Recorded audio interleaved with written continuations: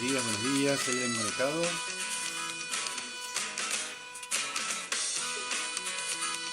Hola, hola. Buenos días, buen sábado. Hoy tengo ganas de estar bien, lo he decidido, aunque no encuentre algún motivo para reír. Hoy tengo ganas de dar pruebas que estoy vivo. Hola Miguel, ¿cómo estás? Y que si gira el mundo gira para Hoy vamos a hablar de mí. tu santo, Miguel, Porque descubro que para algo estoy aquí. el santo Y vasco. que mis manos valen más de lo que creo. Hoy me propongo Hola decirle Claudia, al cielo hola que Carito, sí. ¿cómo estás? Y observar más allá de lo que veo. Ah, mira qué buen dato, claro que me das. Hoy me levanto a caminar, hoy me levanto. Buen día Elena, ¿cómo estás? Porque corriste la piedra, hoy me levanto. Hola Mary, ¿cómo A estás? caminar, hoy me levanto. Hola Lucre, Mano ¿cómo me va? espera.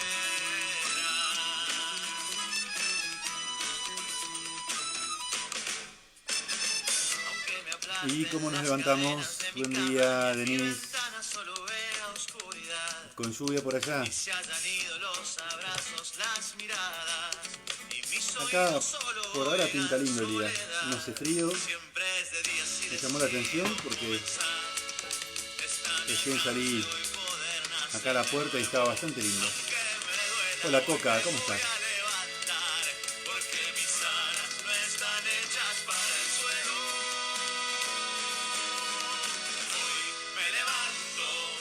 Hoy me levanto a caminar, hoy me levanto. Porque corriste la piedra, hoy me levanto. Hoy me levanto a caminar, hoy me levanto. Porque tu mano me espera. Bueno, ¿cómo se están levantando? ¿Ya se lavaron la cara? Sabes que al mundo van, sabes que al mundo van, sabes que al mundo van. Hoy me levanto a caminar, sabes que al mundo van. Buen día Elena, ¿cómo estás? Hoy me levanto a caminar, me levanto. Así que haciendo jugo de naranja. Hoy me levanto. Y el otro día en una Porque verdulería corriste la descubrí unas piedra, naranjas hoy buenísimas me que son re levanto. grandes y Hoy que me además no tienen levanto a carozo. caminar, hoy me levanto. Así Porque que tu están mano buenas. me espera. Después les paso el Hoy dato me levanto a caminar, hoy me para los que les gusta el levanto. jugo de naranja. Porque corriste la piedra, hoy me levanto. Hoy me levanto a caminar, hoy me Hola levanto. Betty, buen Porque tu día. mano me espera. Es que tu mano me espera. Hoy me levanto a caminar, a Desayunando con mate. Bueno, compartimos los mates a la distancia. Muy bien. Buen día Marisol.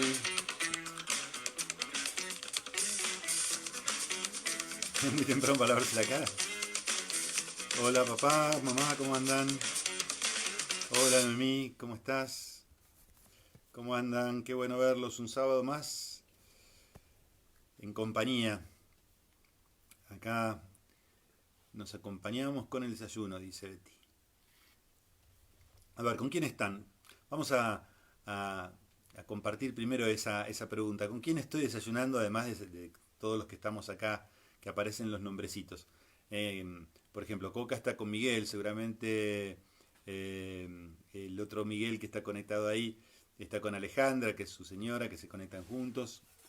Ahí apareció mi papá también, que seguramente está con mi mamá ahí desayunando. Bueno, cada uno cuente con quién está. A ver, con quién está al lado.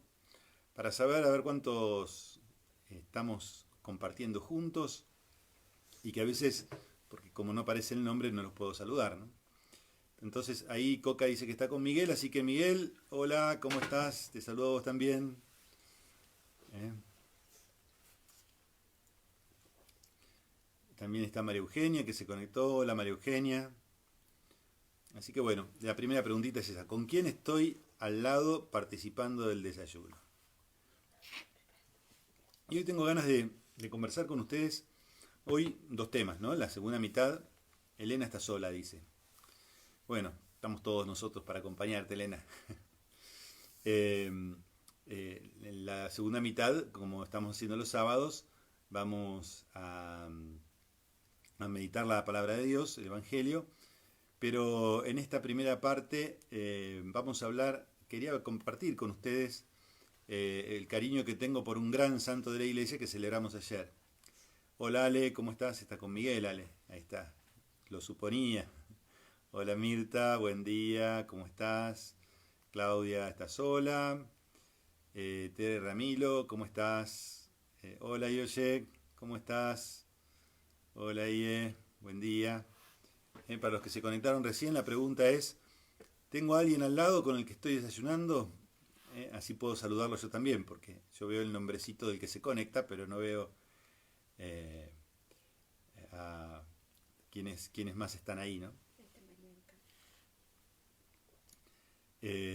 Ahí está María del Carmen con Ignacio. Ignacio, tu marido. Bueno, ¿saben de qué hoy quiero hablar? Soy de San Ignacio, así que Ignacio te va a venir bien la charla. Dora, ¿cómo estás? Buen día. Ubita, Ubita, ¿estás con Armando ahí al lado? ¿Eh? Bueno, ayer fue el día de San Ignacio de Loyola, el día de este gran santo de la iglesia que ha marcado la espiritualidad de la iglesia y que tanto le debemos, tanto le debemos. Le debemos desde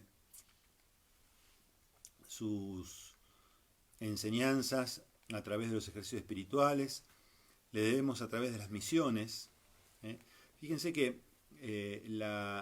ayer hablaba con una de las chicas que está acá atrás de cámara, que la iglesia más antigua de la Argentina es la iglesia de la Compañía que está en Córdoba. Es decir, la iglesia más antigua de la Argentina es una iglesia hecha por los jesuitas. Y ustedes saben que San Ignacio es el fundador de los jesuitas. Ahí se conectó Dafne, buen día Dafne. Así que fíjense si no le debemos tantas cosas a San Ignacio, ¿no?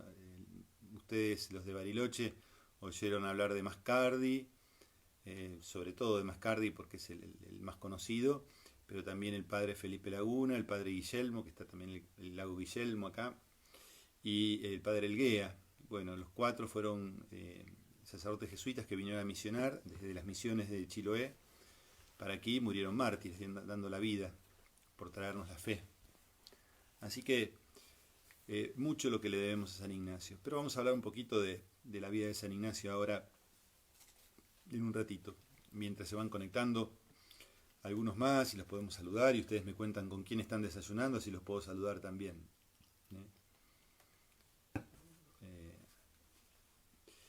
Y uno de los grandes aportes de San Ignacio han sido los ejercicios espirituales, que hoy todavía siguen haciendo tanto bien y siguen vigentes 500 años después de que San Ignacio de Loyola los creó, ¿no?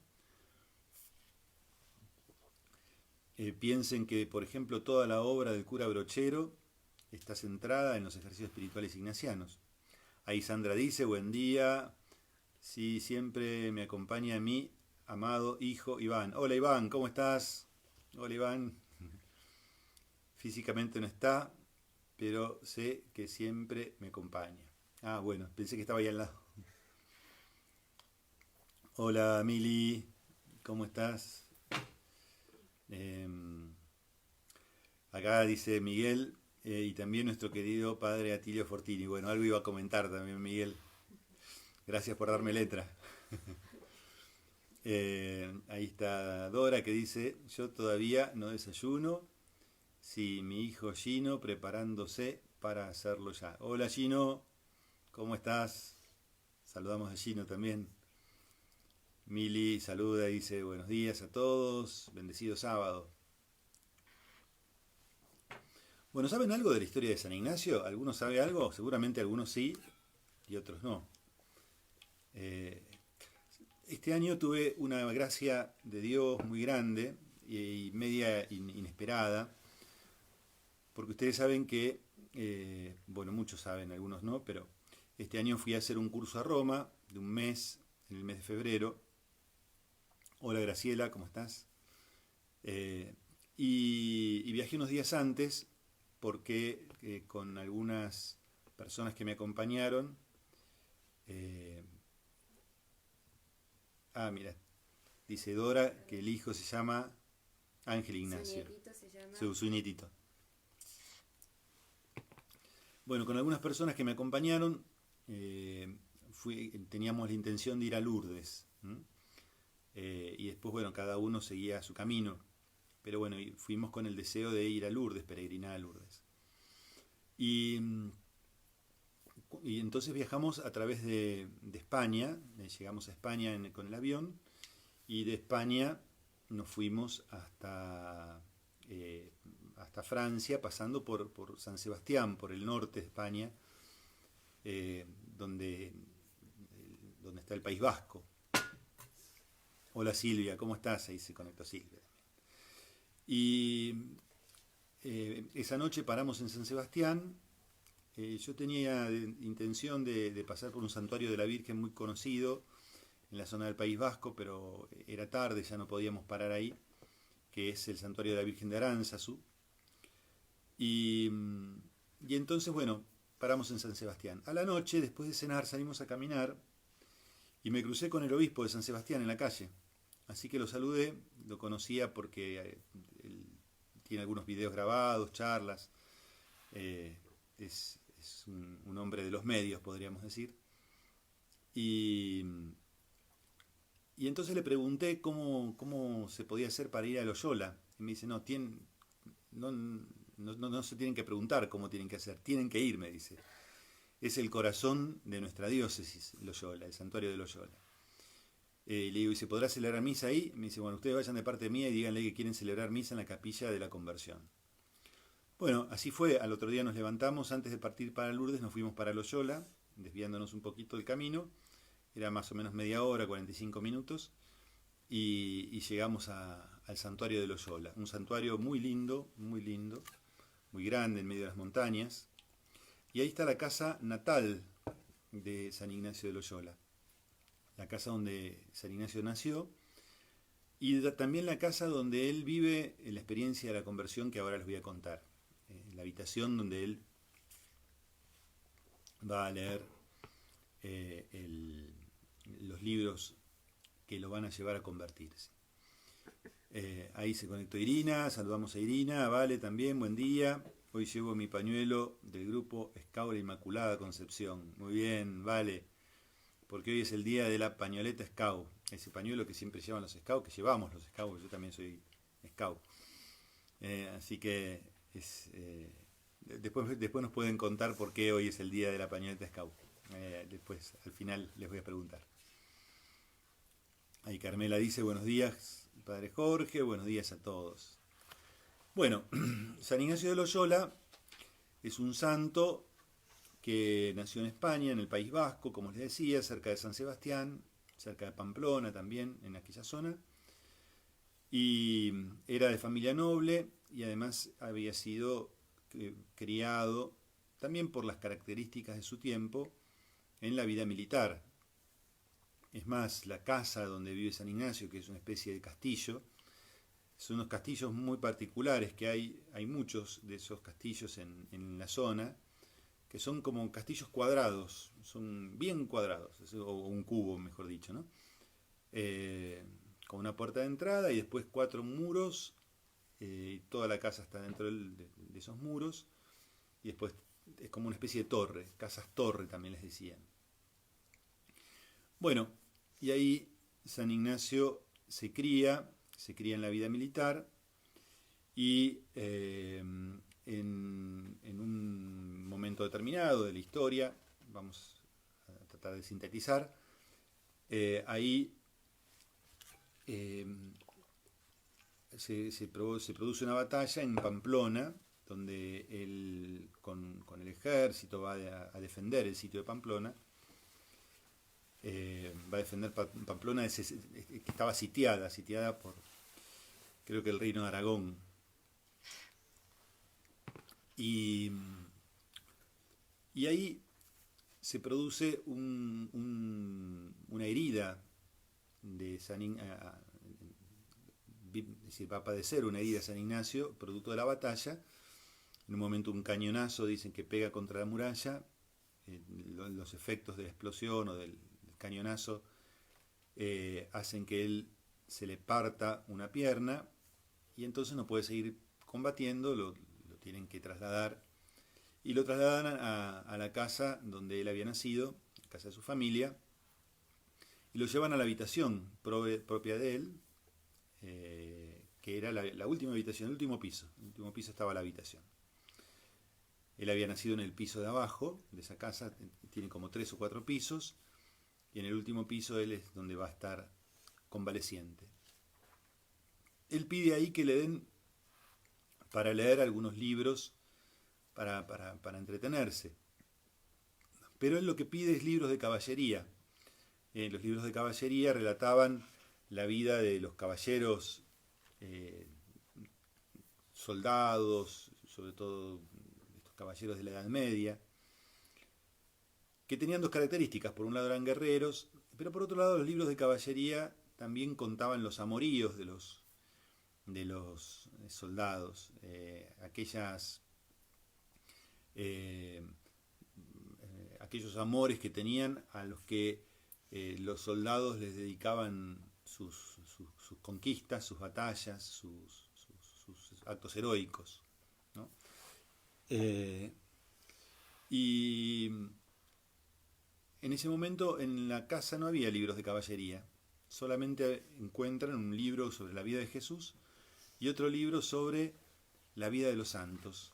Y le dice, mira, lo que tenemos es esto. Y entonces, bueno, no había televisión en aquella época, estamos hablando del 1500, y entonces se dedica a leer estos libros para pasar el tiempo. Y cuando él leía los libros de la vida de los santos, la vida de Cristo, él experimenta en su interior sentimientos que él empieza a prestarle atención a esos sentimientos. Principalmente lo que él siente es que cuando los lee le pasa lo mismo que cuando leía los libros de caballería, se entusiasma, se alegra, llenan el corazón. Pero a diferencia de los libros de caballería, cuando él dejaba de leer los libros de caballería, dejaba de pensar en lo que esos libros relataban, dice que su corazón se encontraba como vacío después de leer estos libros.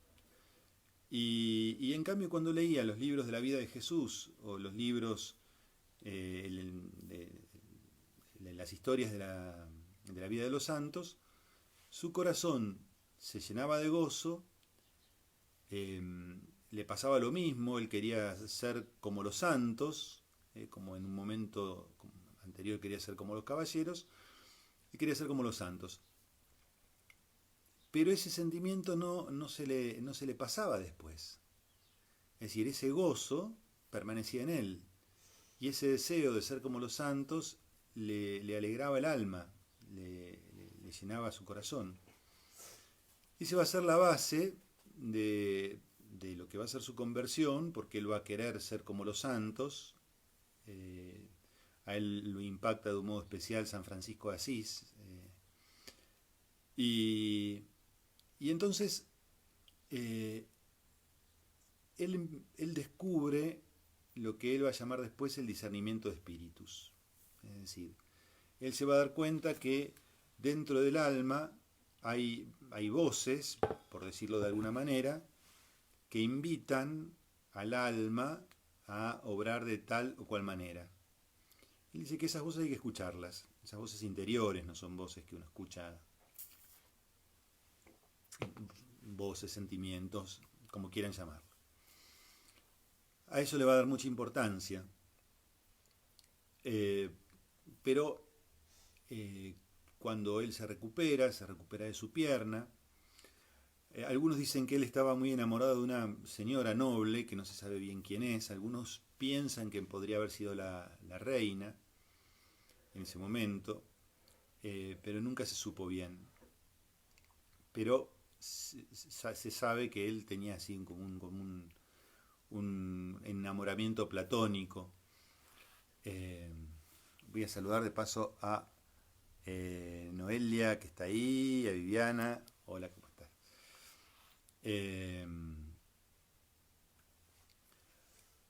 Entonces,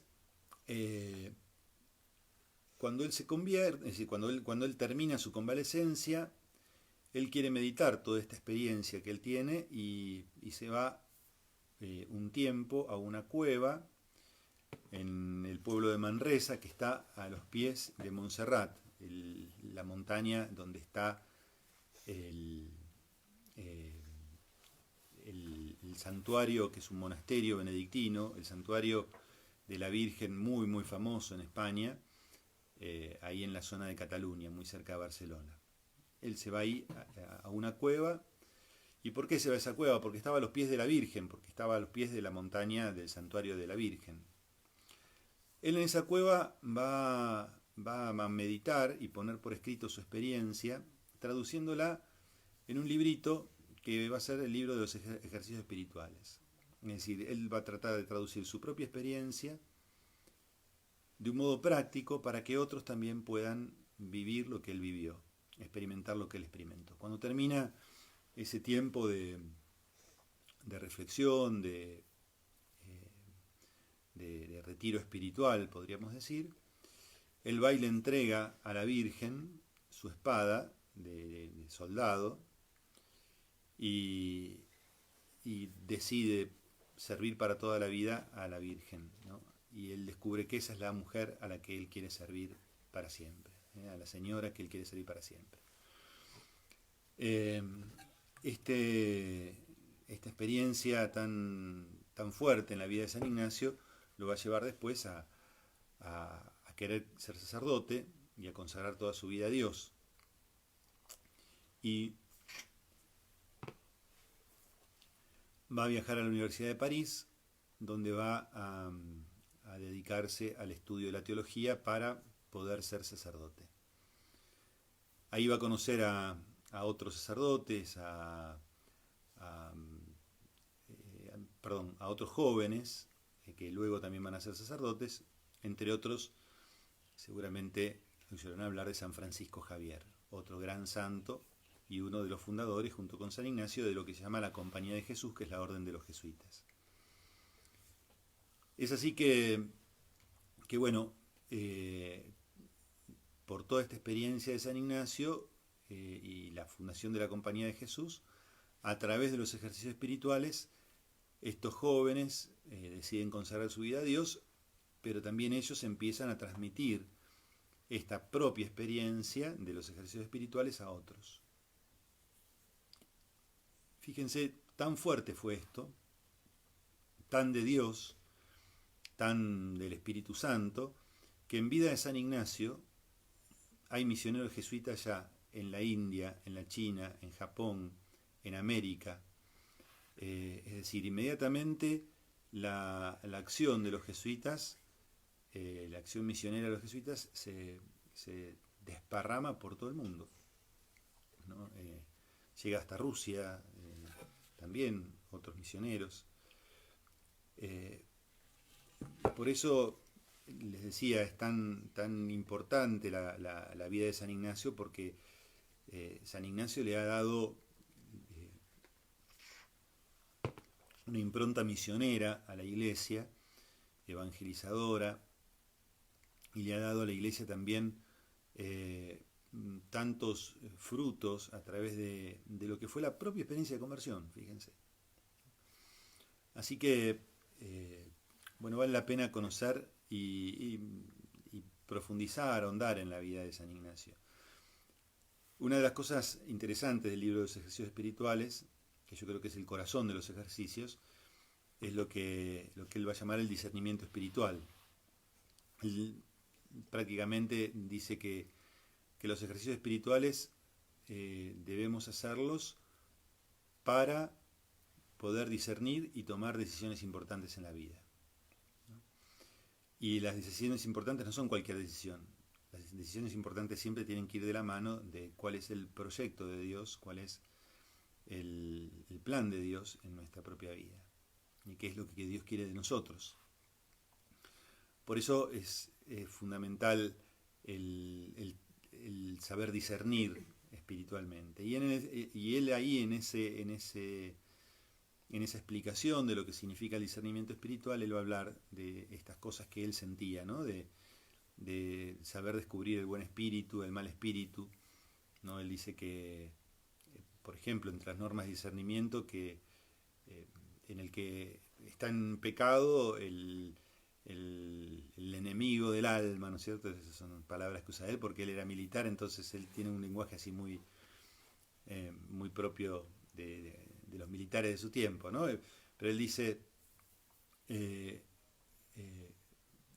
para el que está en pecado, el enemigo, ¿qué te va a decir? Te va a convencer de que sigas dedicándote a los placeres de este mundo, buscando por ese lado, y el buen espíritu lo que va a hacer es traerte remordimiento, traerte cargo de conciencia, para sacarte del pecado. Por otro lado, dice que para los que están en gracia, el mal espíritu te va a tratar de convencer de que en realidad sos débil, que no vas a poder permanecer en ese estado siempre, y el buen espíritu te va a animar a permanecer en ese camino. Y esto uno lo descubre a través de unos sentimientos que él va a llamar desolación y consolación. Él va a llamar desolación él primero habla de la consolación, él va a llamar consolación a ese estado del alma en donde uno, como consecuencia de caminar en el bien y en la verdad, va a sentir más alegría, más esperanza, más fe, más fuerza para optar por el bien. Y la desolación, por el contrario, va acompañada de la tristeza, va acompañada del desánimo, de la tibieza, de la pereza para las cosas del alma. Así que él dice, bueno, hay que estar atentos a estos sentimientos. Bueno, tiene 14 reglas de discernimiento, estas son las dos primeras, las 4 primeras. Es todo un tema aparte, ¿no? Algún día, si quieren, podemos hablar del discernimiento espiritual, que es un tema muy interesante, que nos puede hacer mucho bien. La 5ª regla es muy conocida. Él dice que nunca hay que tomar decisiones en tiempos de desolación. En tiempos de desolación nunca hay que tomar decisiones, porque seguramente las decisiones que tomemos en tiempos de desolación van a ser mal tomadas, porque no van a ser libres, ¿no? Él siempre apela mucho a la libertad, dice que uno tiene que ser totalmente libre para tomar las mejores decisiones, las decisiones que Dios quiere, ¿no? Cuando uno no es libre no puede tomar decisiones bien tomadas. Entonces uno tiene que tomar las decisiones fundamentales en los momentos de mayor libertad, ¿no? Donde el alma no está condicionada por nada, sino solamente por la búsqueda del bien y la búsqueda de la verdad. Acá, padre, Viviana Acá, te pregunta si pudiste asistir a la misa de San Ignacio. Claro, porque eso no terminé de comentarlo. Sí, llegamos al santuario, y cuando llegué al santuario fui a la secretaría del santuario, a donde me había dicho el obispo que tenía que ir. Le digo, mire, somos 9 peregrinos que venimos acá desde San Sebastián. El obispo nos dijo que preguntemos a ver si podíamos celebrar la misa en la capilla de la conversión, y entonces la señora esta preguntó si estaba ocupada en ese momento, no había nadie, así que pudimos celebrar la misa, y celebré la misa ahí en el lugar donde San Ignacio leyó los libros de Jesús y de la vida de los santos, y donde él hizo su conversión. Un lugar muy muy hermoso, muy inspirador de gracia, ¿no? La verdad que fue una bendición poder participar de ese momento, celebrar esa misa, y sobre todo acompañado por la gente que vino conmigo. Acá Sonia pregunta, ¿cuánto tiempo uno puede estar en desolación? Es decir, los tiempos, esos uno no los maneja, no los conoce. Pueden ser momentos cortos, pueden ser momentos un poco más largos. y también depende mucho de la disposición del alma. Si una persona permanece en una situación de pecado, podríamos decir, o contraria a la voluntad de Dios, es muy probable que la desolación se mantenga mucho tiempo, ¿no? Por eso San Ignacio después da algunos otros consejitos. Por ejemplo, otro de los consejos espirituales que da es el hacer lo contrario a lo que el mal espíritu te sugiere, ¿no? Entonces, saber cuáles son aquellas debilidades dominantes, los pecados dominantes, los defectos dominantes, y ir en contra de eso. Entonces él dice que cuando uno lucha contra el enemigo, ¿no? A la larga se cansa, y como decía un sacerdote, porque el diablo es un pobre diablo. En realidad, frente a la fuerza y a la gracia de Dios no puede nada, ¿no? Pero si uno está predispuesto a ponerse en manos de Dios y buscar la gracia. Pero en el fondo pensemos que el diablo es una criatura, que nos quiere tentar, que nos quiere alejar de Dios, pero no es más que una criatura. Y Dios es el Todopoderoso. Así que Ahí cuando leía la pregunta de Sonia, se me venía a la cabeza la santa, que no estoy tan segura que se llama la Madre Teresa, pero bueno, seguramente vos me lo puedas confirmar, de que se murió sin sentir a Jesús muchos años mientras rezaba. Esa toda la obra que hizo y la mayor parte de su vida no lo sentía Jesús y no lo sentía que estuviera del otro lado, que la escuchara, y ella lo seguía haciendo, logró todo lo que hizo y murió, y ahora es santa, y todo sin escuchar a Jesús, y capaz también se sentía en esta desolación. Así que no sé si será un tiempo o haya un tiempo establecido, pero sí de que esta desolación Dios hace grandes cosas, saca grandes santos, y también cualquier desolación que exista va a ser para dar gloria a Dios cuando Él lo quiera. está muy bien el aporte de Coti en esto. Es así. También Dios a veces, siempre de Dios viene la consolación, ¿no? Dios no quiere la desolación, porque el Espíritu de Dios es espíritu de consuelo, espíritu de vida, espíritu de alegría. Sin embargo, Dios a veces nos permite entrar en la desolación, y no necesariamente porque estemos en una situación de pecado o o alejados de Dios, sino para mayor crecimiento también de nuestra alma, ¿no? Hay grandes santos que han vivido estas situaciones. Las dos Teresas, Santa Teresa de Ávila y Santa Teresita, cuentan experiencias de muchos años de aridez. La aridez no es exactamente la desolación tal como la describe San Ignacio, ¿no? Porque aún en la aridez puede haber consolación, ¿no? Pero esa aridez espiritual puede tener características parecidas a la desolación en algunos aspectos.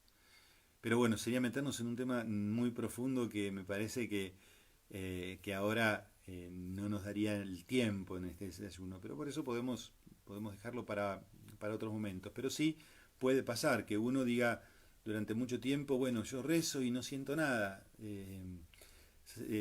Otro gran santo, que es San Juan de la Cruz, él habla de la noche oscura, y él dice que a veces Dios nos permite entrar en la noche oscura porque ahí se purifican nuestros sentimientos. Él habla de la noche oscura como una experiencia de pérdida de la percepción de Dios a través de los sentidos. Es decir, ya no lo siento a Dios. ¿Pero eso que es falta de fe? No, porque Dios en realidad no se puede captar por los sentidos, porque es sobrenatural. Está por encima de nuestra naturaleza. Entonces a Dios no lo podemos captar por los sentidos, pero sí a veces Dios nos regala a nuestros sentidos el gozo, el entusiasmo. Por ejemplo, cuando uno hace un retiro espiritual y sale re contento del retiro espiritual y se lleva el mundo por delante y quiere ser el más santo del mundo, bueno, son regalos de Dios que hace al alma, ¿no? Pero a veces Dios también permite esos momentos de aridez en donde uno no siente nada, y Él dice, y uno pasa por la noche oscura donde solamente queda encendido el lucero, haciendo esta analogía. Dice, el lucero es la fe. Y si uno atraviesa la noche oscura sosteniéndose de la fe, siempre la luz del amanecer es más fuerte que la luz que dejamos en el atardecer. Él dice que después de la noche oscura todo se vuelve más claro. Y no se vuelve más claro solo por los propios sentidos, sino por la gracia de Dios que hace todo más claro. La gracia de Dios es como el sol, dice, que nos ilumina. Pero esa gracia de Dios, esa luz de Dios, la podemos ser sensibles a esa luz de Dios si antes nos vaciamos de nosotros mismos en la noche oscura, ¿no? Bueno, estamos hablando de alta mística acá, ¿eh? Hoy hoy salieron temas sí, muy hondos y Acá dice Mili Gómez que tengo desolación, pero trabajo constantemente para lograr la paz. Yo experimenté también la desolación, y a veces es larga, Mili, a veces es muy larga, pero hay que tener paciencia y hay que esperar, porque en un momento llega la paz y mucho rezo.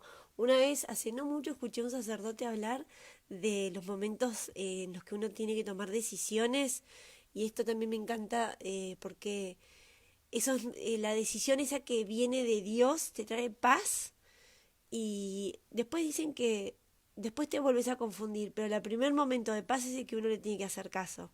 Pero bueno, Mili, te animamos a que esperes, que ya va a llegar el momento de consolación, y vamos a rezar mucho por vos. Y además, Mili, también lo que decía el padre, uno tiene que saber qué es lo que causa este momento e ir reconociendo eso, y también es el diablo por ahí que muchas veces nos dice cosas o nos tira para abajo, pero hay que hacer lo contrario.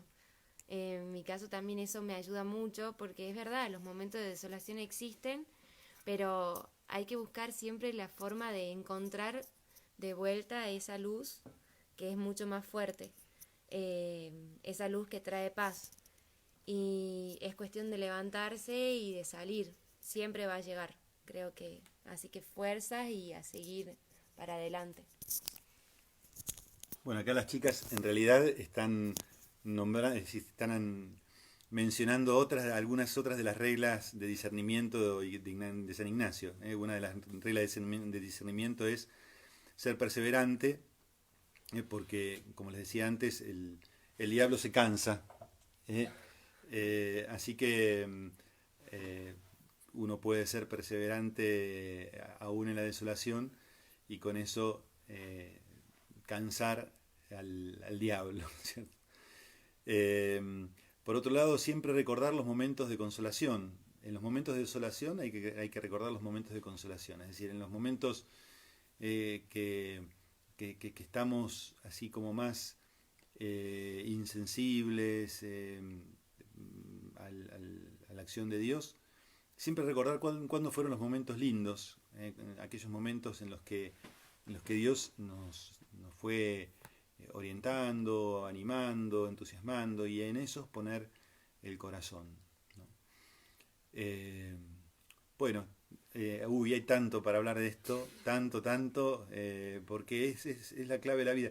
Yo siempre, cuando pienso en San Ignacio, pienso que hoy día ha avanzado mucho todo lo que es la ciencia de la psicología, ¿no? Aún dentro de la iglesia hay escuelas muy interesantes de psicología. Por ejemplo, en la Universidad Gregoriana hay todo un desarrollo de la teología espiritual, de la psicología espiritual muy, muy lindo, muy interesante. Sin embargo, cuando uno lee a San Ignacio, uno dice, si todos los psicólogos leyeran a San Ignacio, por supuesto que también hay que leerlo con fe, no es una técnica, una ciencia solamente desde lo técnico, ¿no? Pero si los psicólogos leyeran a San Ignacio encontrarían una sabiduría que ni siquiera los libros de psicología más avanzados conocen, ¿no?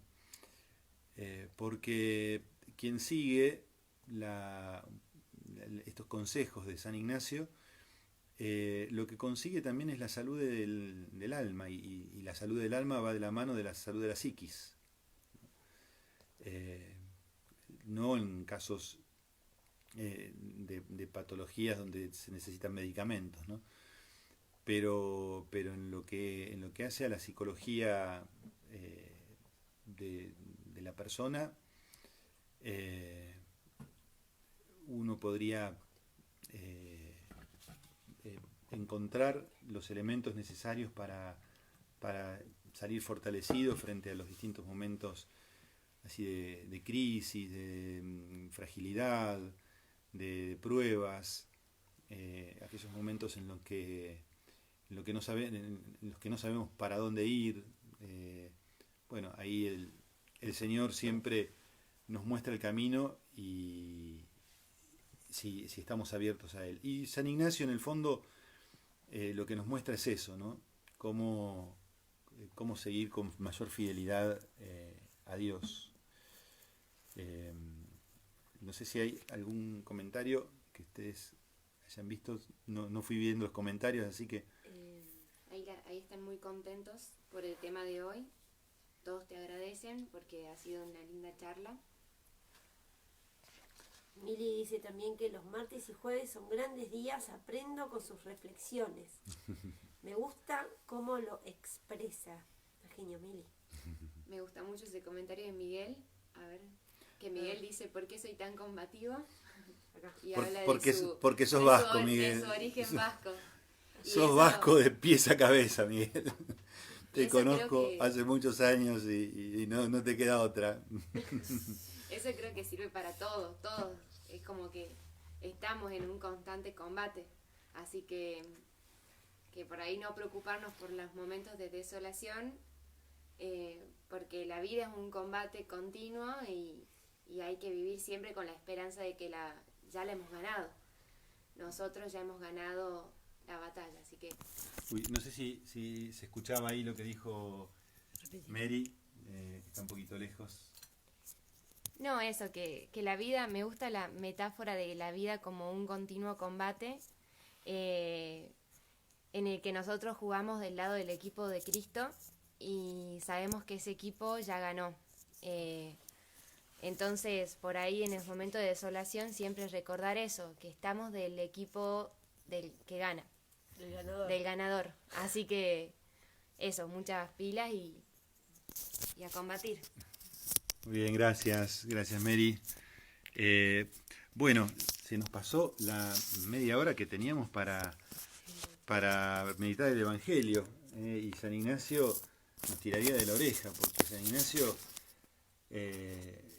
nos lleva siempre a leer el Evangelio, ¿no? y a meditarlo y a profundizarlo. Así que vamos a pedirle al Espíritu Santo que nos ilumine para que podamos leer este Evangelio y comprender su enseñanza. Del Evangelio según San Mateo. Jesús se alejó en una barca a un lugar desierto para estar a solas. Apenas lo supo la gente, dejó las ciudades y lo siguió a pie. Cuando desembarcó, Jesús vio una gran muchedumbre y, compadeciéndose de ella, sanó a los enfermos. Al atardecer, los discípulos se acercaron y le dijeron: «Este es un lugar desierto y ya se hace tarde. Despide a la multitud para que vaya a las ciudades a comprarse alimentos». Pero Jesús les dijo: «No es necesario que vayan, denles de comer ustedes mismos». Ellos respondieron: «Aquí no tenemos más que 5 panes y 2 pescados. Tráiganmelos aquí», les dijo. Y después de ordenar a la multitud que se sentara sobre el pasto, tomó los 5 panes y los 2 pescados, y levantando los ojos al cielo, pronunció la bendición, partió los panes, los dio a sus discípulos, y ellos los distribuyeron entre la multitud. Todos comieron hasta saciarse. Con los pedazos que sobraron se llenaron 12 canastas. Los que comieron fueron unos 5.000 hombres, sin contar las mujeres y los niños. Palabra del Señor. Gloria a ti, Señor Jesús. Bueno, brevemente un repaso de los grandes puntos de este Evangelio, que bien lo conocen ustedes. Es la multiplicación de los panes. Pero les hago una pregunta. A ver, ¿cuántas multiplicaciones de los panes hay en los evangelios? A ver, ¿quién me sabe responder?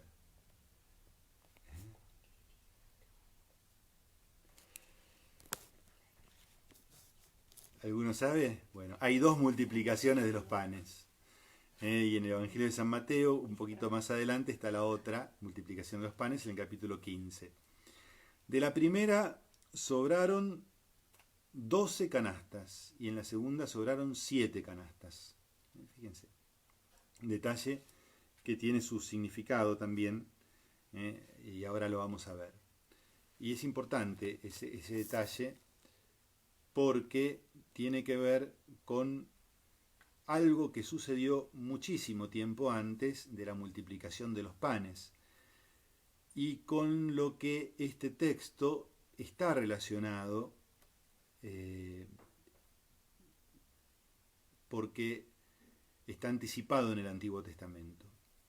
¿Ustedes se acuerdan del pueblo de Dios en un momento en que se quedaron sin comida?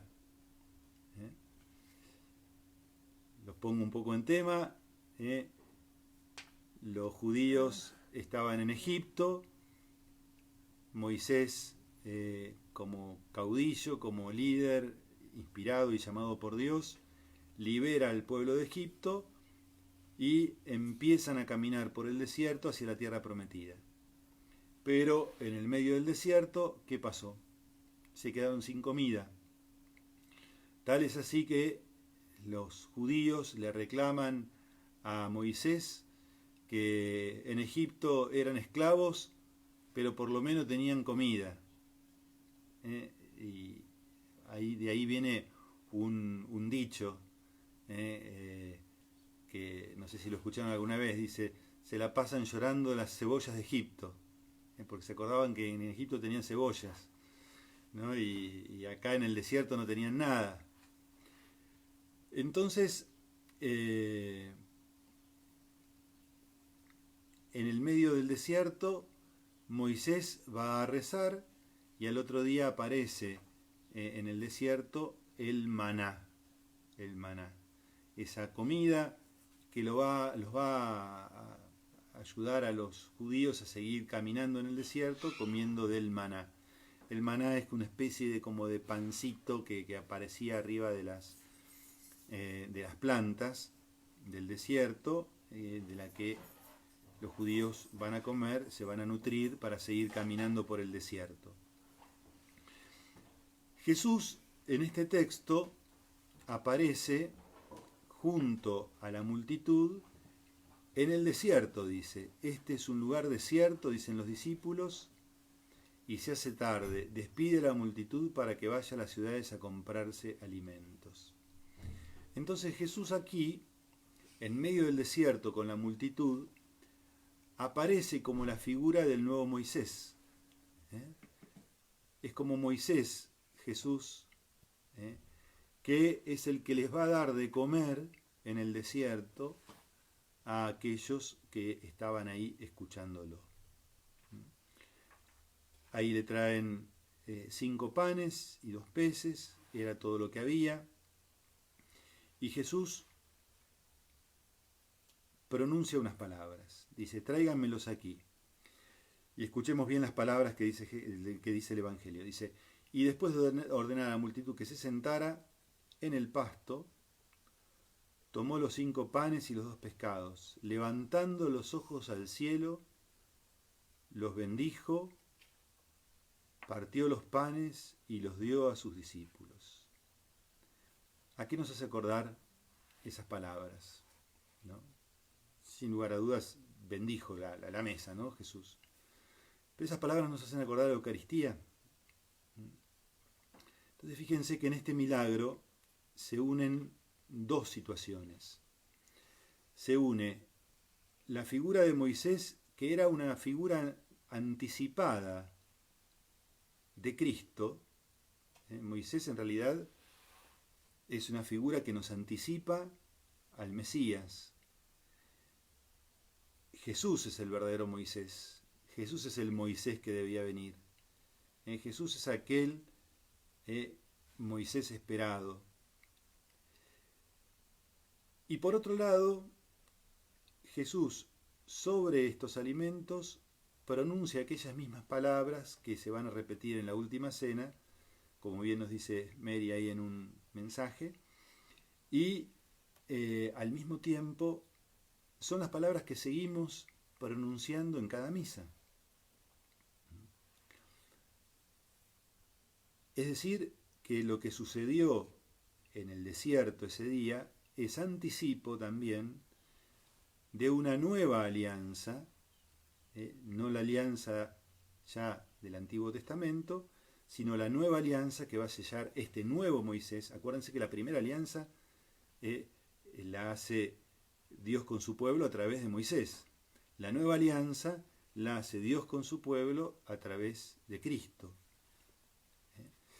Y esa nueva alianza va a quedar sellada por el misterio pascual, por la muerte y resurrección de Cristo. Ese misterio pascual que vamos a celebrar cada vez que celebremos la misa, cada vez que celebremos la Eucaristía, que va a ser anticipo de la Pascua en la última cena. Y por eso este milagro está anticipando la última cena, está anticipando el misterio pascual. Pero ¿cómo podemos saber que está anticipando el misterio pascual? Por lo que dice a continuación. ¿Cuántas canastas sobraron? Sobraron 12 canastas. ¿Qué significa el número 12 para el pueblo judío? El número 12 es el número de las tribus de Israel. El número 12, por lo tanto, es el número que identifica al pueblo judío. Las 12 tribus de Israel, los 12 hijos de Jacob, es decir, de Israel, que van a ser los que crean el pueblo de Dios, es decir, el origen del pueblo de Dios, y por eso el número 12 siempre es el número de los elegidos, es el número del pueblo de Dios, es el número del nuevo pueblo de Dios, fundado no ahora sobre los hijos de Jacob, sino fundado ahora sobre los 12 apóstoles. Y las 12 canastas van a ser aquellos panes, aquellos alimentos, con los que se va a seguir alimentando el pueblo de Dios. Es decir, lo que Jesús multiplicó en el desierto, no se va a acabar en el desierto. Va a quedar lo que sobra para seguir alimentando al pueblo de Dios a lo largo de toda la historia. Es un poco el mensaje de esta multiplicación de los panes. Por eso, el que hayan sobrado 12 canastas es signo de que el Señor nos sigue alimentando con el pan del cielo, es decir, con su cuerpo, con su sangre, con su alma, su divinidad. A través de esa comida también nosotros participamos de la nueva alianza entre Dios y su pueblo establecida por Jesús.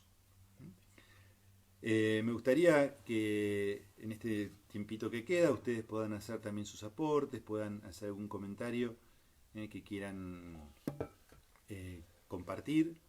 No sé si las chicas le hicieron algún mensaje que se me escapó a mí. Sí, aquí hay uno de Coca. Coca dice: por mi carácter tal vez no he sentido la desolación. Sí estuve alejada de la espiritualidad. Ahora estoy cerca de Jesús, experimento su amor. Siento a Dios y al Espíritu Santo sin experiencias místicas ni grandes vivencias. Lo siento a través de las cosas que me fueron pasando en estos más de 13 años de lenta conversión. usted sabe buena parte de este humilde caminito que fuimos haciendo Miguel y yo. Es Gracias. verdad. Qué lindo, Coca, qué lindo. La desolación a veces no se experimenta solo como tristeza, ¿no? Pero sí a veces como aridez, eh, como la experiencia del desierto. Por eso este texto del Evangelio que leímos recién, podemos en alguna medida compararlo con lo que es la desolación, ¿no? La desolación del desierto, la experiencia del desierto, la experiencia de aquello que no nos mueve ningún sentimiento, porque parece árido. Sin embargo, ahí está Dios para hacerse presente y en medio del desierto alimentarnos.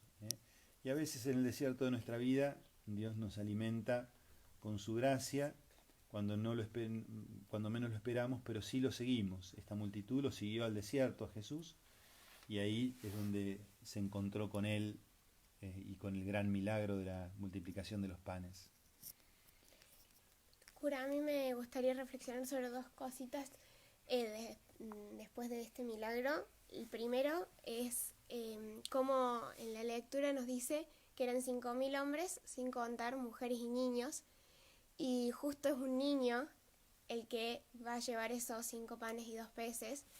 Creo que lo dijo usted estos días, de que justo los que no contaban, que eran los niños, fue el actor principal o el que la causa de este gran milagro. Y me hace acordar en un momento donde Jesús le agradece al Padre por haberle revelado los grandes secretos a los humildes y a los pobres de corazón y no a los sabios. Lo reflexionamos hace un par de desayunos atrás, y también de que invitar a todos y poder hacer esta reflexión sobre qué milagros vemos de Dios en nuestra vida, y no busquemos grandes cosas o no busquemos una multiplicación de los panes, algo ostentoso, sino como en lo diario, en nuestra cotidianidad, podemos ver la mano de Dios, podemos ver la providencia en nuestra vida, y si seguramente nos ponemos a pensar en eso, aparezcan muchas cosas que a veces no nos damos cuenta, pero Dios obra pequeños milagros en nuestra vida para mayor gloria de Él. Sí, qué lindo lo que nos comparte Coti, y es así. Y tenemos que tener ojos sobrenaturales para poder también descubrir esos milagros. También podríamos pensar en nosotros como ese niño, ¿no?, que le llevó los 5 panes y los 2 peces. Podríamos pensar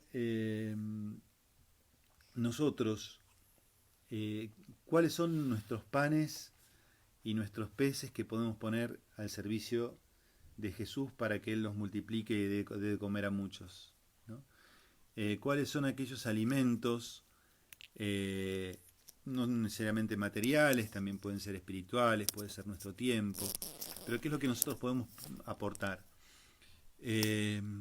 para que se produzca el milagro.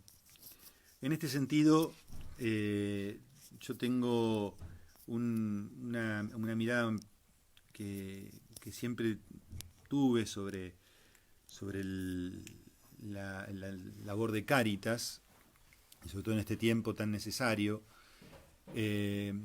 Cáritas, ustedes saben que es la mano del cuerpo de la Iglesia, que se extiende con sus dones a los más pobres, ¿no? Así tenemos que ver la labor de Cáritas.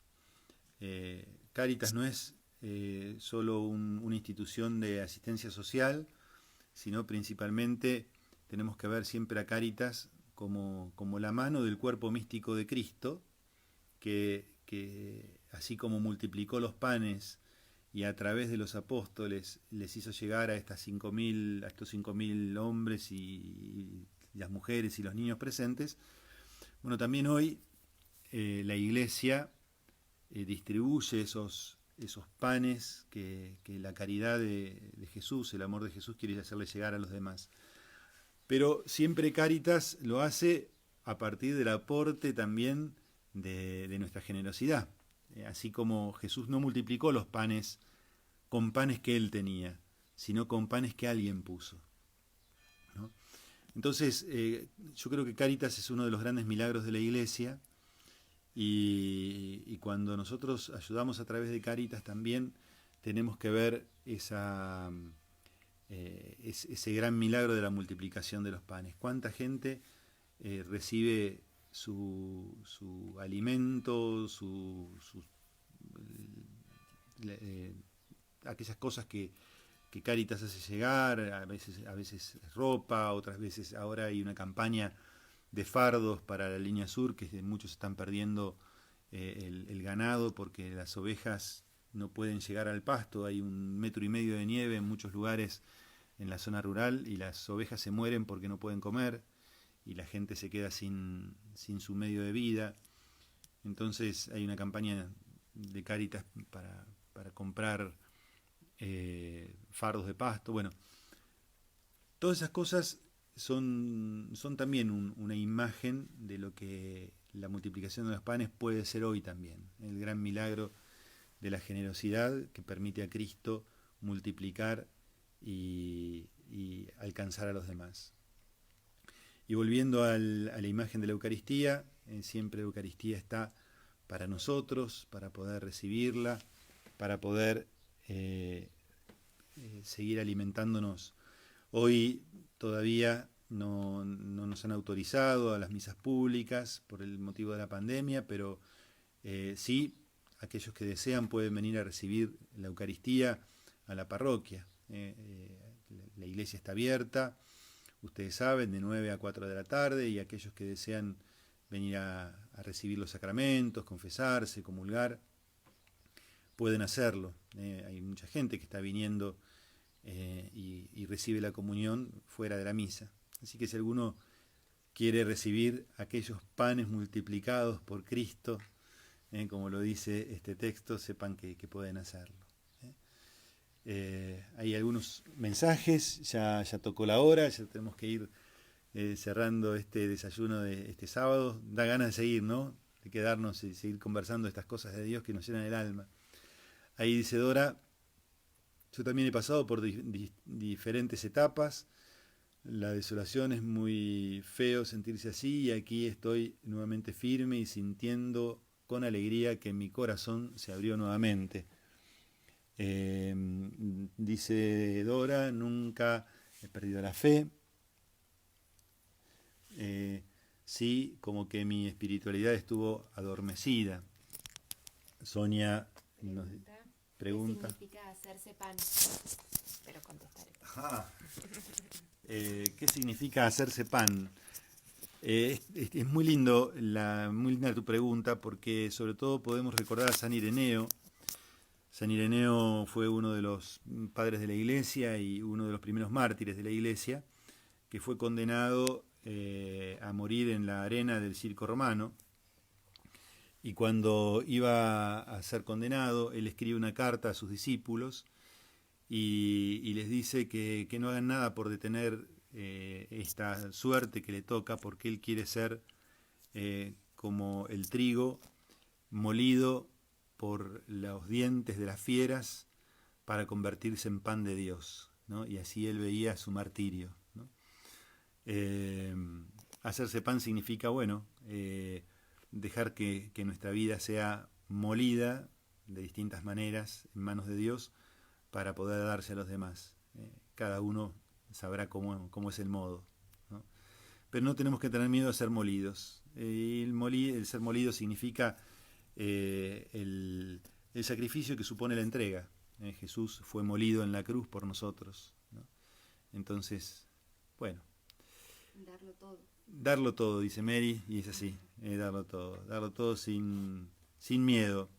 Y recordemos siempre que Jesús nunca se deja ganar en generosidad. A Jesús le dieron 5 panes y 2 peces y dejó 12 canastas llenas. Así es Jesús con nosotros. Cuando nosotros le damos un poquito, Él siempre nos devuelve en abundancia y sobra, ¿no? Entonces nada de lo que le demos a Jesús va a significar una pérdida en nuestra vida. Todo lo que le demos a Jesús siempre va a ser multiplicado. nunca tengamos miedo de perder con Jesús. Con Jesús nunca se pierde, nadie pierde. Entregándonos y entregándole a Jesús nadie pierde. Perdemos cuando somos egoístas y queremos retener nuestra vida para nosotros. El que quiera ganar su vida la perderá, y el que pierda por mí la vida la ganará. ¿Se acuerdan? Es el Evangelio. Bueno, intenso este desayuno, ¿eh? Vamos a terminar, aunque ya se nos pasaron unos minutitos. Quiero hacerles escuchar una canción muy linda para terminar este día, que es un himno a San Ignacio que canta el padre Cristóbal Fones, que es jesuita. Y bueno, quería terminar este desayuno compartiendo con ustedes este himno a San Ignacio. Mientras le voy a pedir a alguna de las chicas que me traiga la imagen de San Ignacio para que ustedes también la puedan ver. Ahí en la capillita que está ahí abajo, fíjate que contra la pared de aquel lado, sí.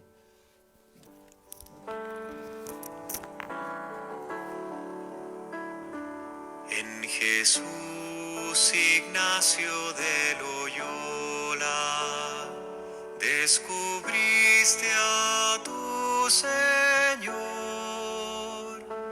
y le diste compañeros fieles al servicio Ahora del vengo, amor y le diste compañeros fieles al servicio del amor. Tus heridas de Pamplona pudo la ciencia curar. Cuando Dios te hirió con su gracia, vivo dejó un nuevo ideal. Olvidarte de ti mismo y entregarte a los demás. En Jesús Ignacio de Loyola descubriste a tu Señor y le diste compañeros fieles al servicio del amor y le diste compañeros fieles al servicio del amor. Malherido en un castillo, te venció en otro el Señor. Y buscando a Dios peregrino, vas por caminos a oír su voz. Escapar del mundo quieres y te vuelve al mundo Dios. En Jesús Ignacio de Loyola descubriste a tu Señor y le diste compañeros fieles al servicio del amor y le diste compañeros fieles al servicio del amor.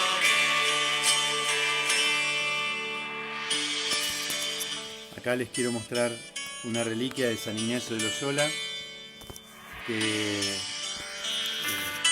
ayer puse en el altar. No sé si se ve. Este es un pedacito de huesito de San Ignacio. En las misas de San Ignacio todos los años lo pongo para que todos puedan venerarlo. Este año, bueno, no podíamos hacerlo con gente, pero lo hago ahora para que ustedes puedan verlo también. Bueno, Dios los bendiga a todos. Y bueno, aprovechemos para rezarle a este gran amigo. Tenemos que ser amigos de los santos y pedirles a ellos que sean nuestros socios en el camino del amor a Dios, en el camino de... Perdón, se me apaga la luz.